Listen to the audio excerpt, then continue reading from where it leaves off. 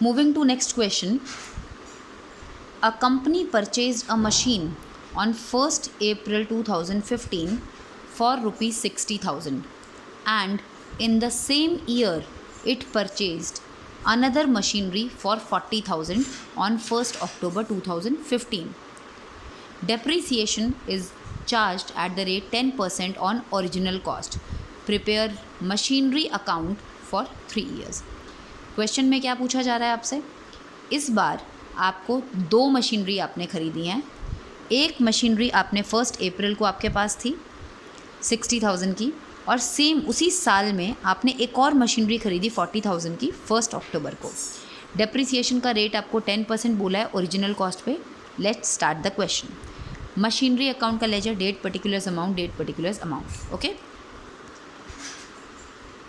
यहाँ पर सबसे पहले हमने 1 अप्रैल को, हमारा फाइनेंशियल ईयर है 1 अप्रैल से 31 मार्च तक, साल शुरू हुआ 1 अप्रैल को आपने 2 मशीनरी खरीदी है, एक मशीनरी खरीदी है. अगर क्वेश्चन में आपके पास मोर देन 1 मशीनरी है तो उनका नेम रख दिया करो, M1, M2, M3 जो भी है.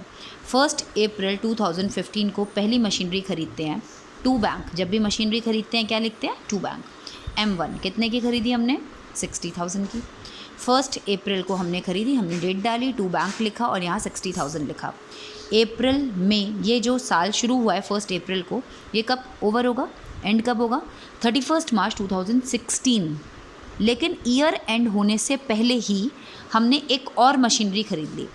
इस एकेडमिक ईयर, इस कैलेंडर की जो भी फाइनेंशियल ईयर के बीच में अगर आपने कुछ भी ख़रीदा हो इस तरफ, कुछ भी बेचा हो इस तरफ, तो इस फाइनेंशियल ईयर में ही हमने अप्रैल, मई, जून, जुलाई, अगस्त निकला, सितंबर निकला, 1 अक्टूबर को फिर से मशीनरी खरीदी. 31 मार्च से पहले पहले जितनी मशीनरीज खरीदेंगे उसका डेटा हमें यहाँ पर, उसका ब्यौरा हमें यहाँ पर देना पड़ेगा. 1 अक्टूबर को फिर से हमने मशीनरी खरीदी है. ठीक है, साल ख़त्म होने से पहले, इस साल के बीच में जितनी मशीनरी खरीदेंगे यहाँ लिखेंगे. 2 बैंक अकाउंट, M2 40,000. क्लियर? साल निकल गया, ख़त्म हो गया, 31 मार्च 2016 आ गया, एंड हो गया. जैसे ही ईयर एंड होता है हम सबसे पहले क्या चार्ज करते हैं? डेप्रिसिएशन. भाई डेप्रिसिएशन किस पर चार्ज करते हो? मशीनरी की वैल्यू पर. कितने टाइम के लिए चार्ज करते हो? जितना टाइम उसको यूज़ किया. ऑब्वियसली पहली मशीनरी आपने 1 अप्रैल से लेके 31 मार्च यानी कि पूरा साल यूज़ किया है, तो उस पर हमने पूरे साल के लिए 60,000 का 10% 6,000 डेप्रिसिएशन हो गया. अगेन सेकंड मशीनरी पे भी डेप्रिसिएशन लगाएंगे, लेकिन सेकंड मशीनरी हमने पूरे साल यूज़ नहीं की है. सेकंड मशीनरी हमने 1 अक्टूबर को ख़रीदी थी, तो हमने उसको 1 अक्टूबर से यूज़ करना शुरू किया है ईयर एंड तक. अक्टूबर पूरा, नवंबर, दिसंबर, जनवरी, फरवरी, मार्च, हमने उसको 6 महीने यूज़ किया है, इसलिए हम डेप्रिसिएशन भी उस पर केवल 6 मंथ्स का लगाएंगे. ओरिजिनल कॉस्ट पे बोला है 40,000 इंटू 10% इंटू 6/12 कितना होता है? 2,000. डेप्रिसिएशन लगाने के बाद हम क्या निकालते हैं? बैलेंस. आपको पता है शुरुआत में कितने की थी, इतने की घिस गई, बची कितने की, यही बताना है.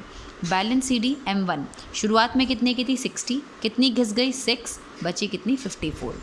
M2 शुरुआत में कितने की थी? 40. कितने की यूज़ कर ली? 2. बची कितने की? 38. टोटल करेंगे दोनों साइड का, इधर भी 1 लाख और इधर का भी टोटल 1 लाख. पूरा साल ख़त्म हो गया. 31 मार्च 2016 को हमने बैलेंस पता कर लिया. अब हमारे पास M1 कितने की बची हुई है? 54,000 की, जो हमारे पास शुरुआत में 60 की थी, क्योंकि यूज़ करने के बाद वो 54 की बची. M2 भी जो शुरुआत में 40 की थी, यूज़ करने के बाद 38 की बची.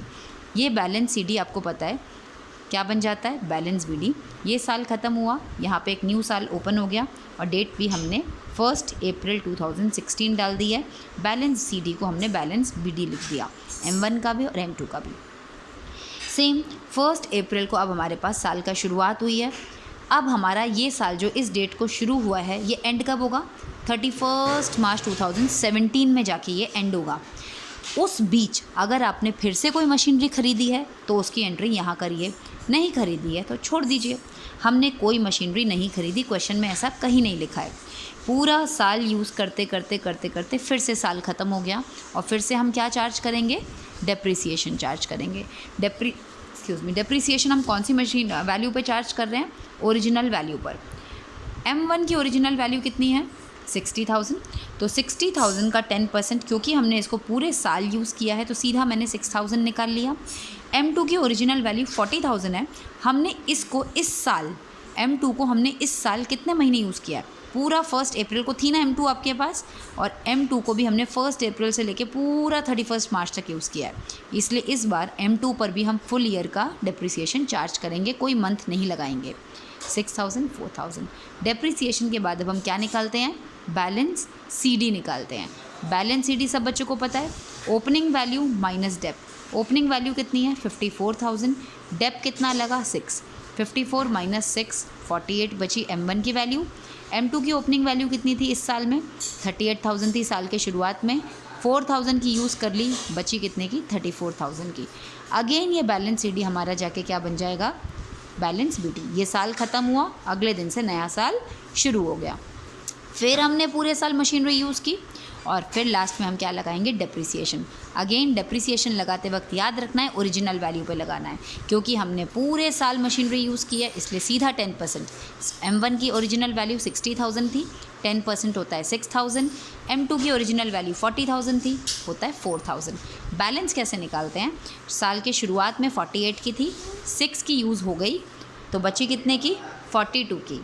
और M2 की शुरुआत में वैल्यू कितनी थी? 34, कितने की यूज़ कर ली? 4 की, बची कितने की? 32,000 की।